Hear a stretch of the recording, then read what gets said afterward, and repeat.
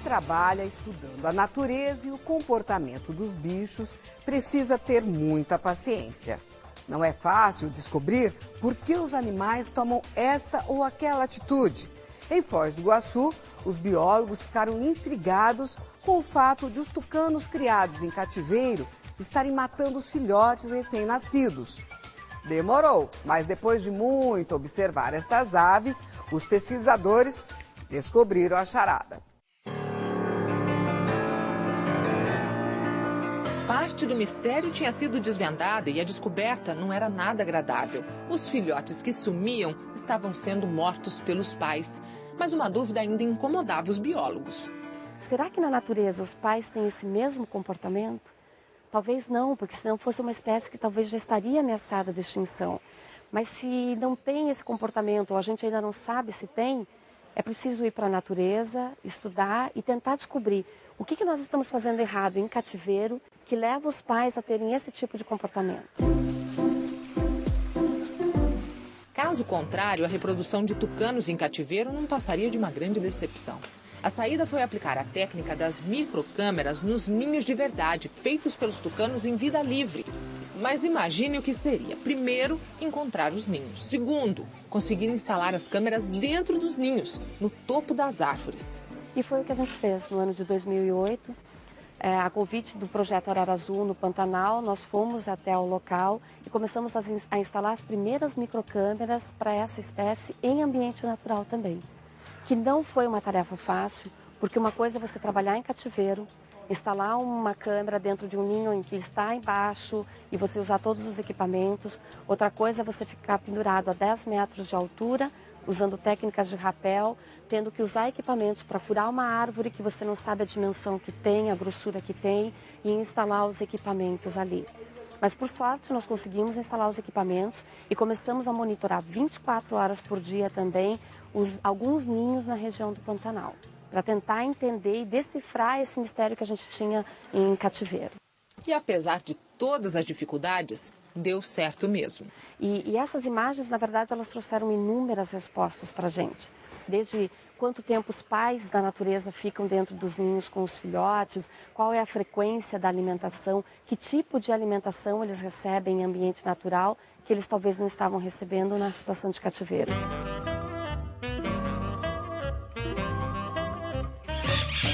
Com essas respostas, os biólogos perceberam que a criação em cativeiro tinha erros e erros graves. Não que as coisas estivessem ruins, pelo contrário, era mordomia demais.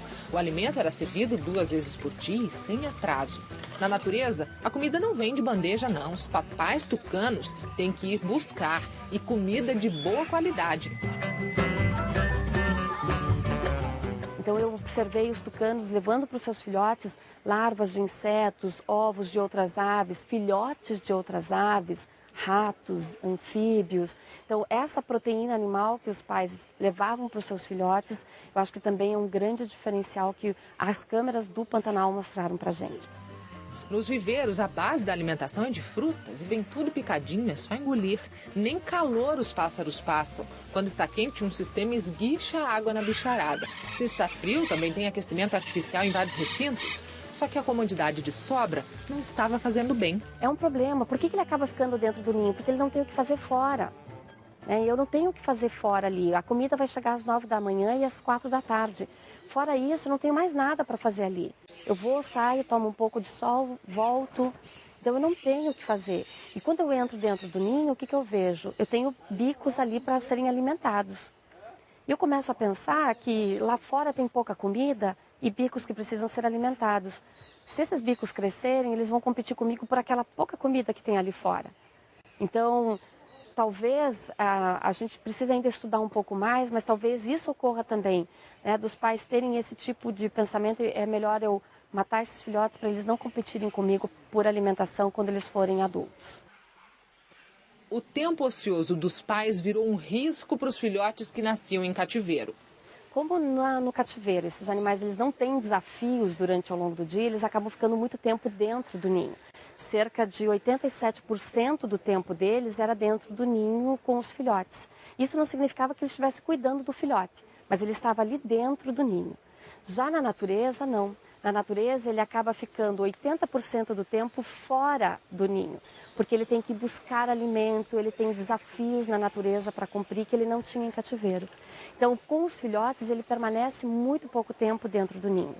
Apenas para alimentar esses filhotes e ele já sair em busca de novos alimentos. Então, a diferença que isso mostrou para a gente é muito grande. Que os pais eles precisam ficar mais tempo buscando alimento, porque no geral os tucanos são aves muito ativas, são muito curiosas, por isso mesmo até são difíceis de serem estudadas em ambiente natural. E a criatividade dos biólogos foi posta à prova. Era preciso criar desafios, fazer mudanças, arrumar coisa para os tucanos fazerem. É uma espécie de um estresse. Muitos animais hoje que estão em cativeiro, eles precisam do que a gente chama de enriquecimento ambiental. Técnicas que façam com que ele passe o dia tendo outras atividades. E essas técnicas podem ser desde alimentação, desde outras coisas dentro do recinto para que eles possam se ocupar. Foram 10 anos estudando o comportamento dos tucanos. 10 anos de pesquisas, de análise, que renderam uma tese de doutorado. Mas a grande preocupação da bióloga Márcia Chulik é que isso não fique só no papel, não fique só na teoria. Por isso, o próximo passo vai ser criar um manual, uma espécie de um guia prático sobre a reprodução dos tucanos, que seja aplicado em outros zoológicos do Brasil e no mundo. As primeiras sugestões foram repassadas ao Parque das Aves, pioneiro na reprodução de tucanos no país. Alimentar os animais mais vezes ao dia, não só apenas às 9 da manhã e às 4 da tarde, mas dar alimentação, repartir essa alimentação ao longo do dia. E outra coisa é colocar ninhos de outras aves, ninhos artificiais dentro do recinto e esconder essa alimentação dentro desses ninhos. Para que não seja tão fácil os pais encontrarem os alimentos no prato onde eles sempre recebiam, mas que eles tenham o desafio de: o que será que aconteceu? Primeiro, tem uma outra coisa dentro do recinto que eu não tinha antes, aquilo já desperta uma curiosidade. E outra, ali tem alimento. Então, como eu vou conseguir tirar o alimento de dentro daquele ninho? E é isso que o tucano faz na natureza. Bastou aplicar as mudanças e a vida passou a ser preciosa nos ninhos.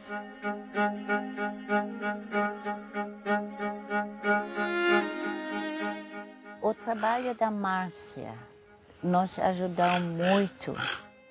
Os tucanos são animais inteligentes, curiosos, com muita energia. Eles precisam de enriquecimento ambiental, especialmente durante a reprodução. E o legal disso é que as primeiras ideias que a gente teve, que foram lançadas no Parque das Aves e que o pessoal conseguiu executar, elas deram resultado, porque os filhotes não morreram mais por os pais estarem atacando esses filhotes. Então eles conseguiram passar o período crítico em cativeiro, que era de 7 dias. A equipe conseguiu.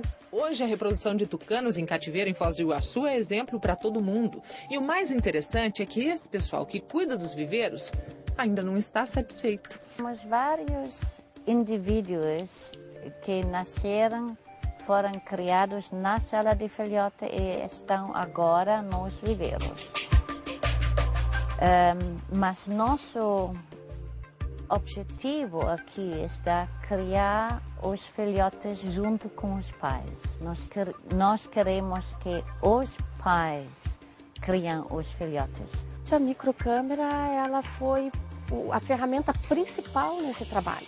Sem a microcâmera, nós não saberíamos que eram os próprios pais em cativeiro que matavam os seus filhotes.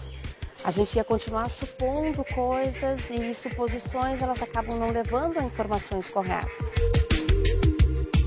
Tecnologia e natureza aliadas em defesa da vida.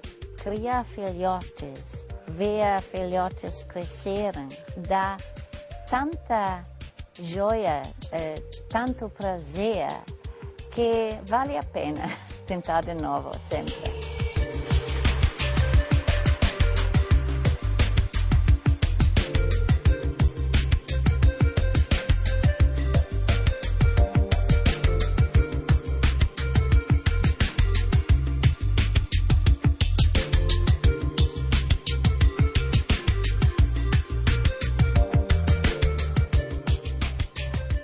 sem dúvida, um belo trabalho. E na semana que vem a gente vai continuar falando de bichos. Nós vamos mostrar uma reserva nativa mantida bem ao lado de um grande reflorestamento de uma fábrica de papel. Tem lobo-guará, anta, capivara, muitas aves e até um puma, que é um felino, fazendo dieta para emagrecer. No sábado que vem, às 8h30 da manhã. Um bom fim de semana a todos. Até mais. Tchau.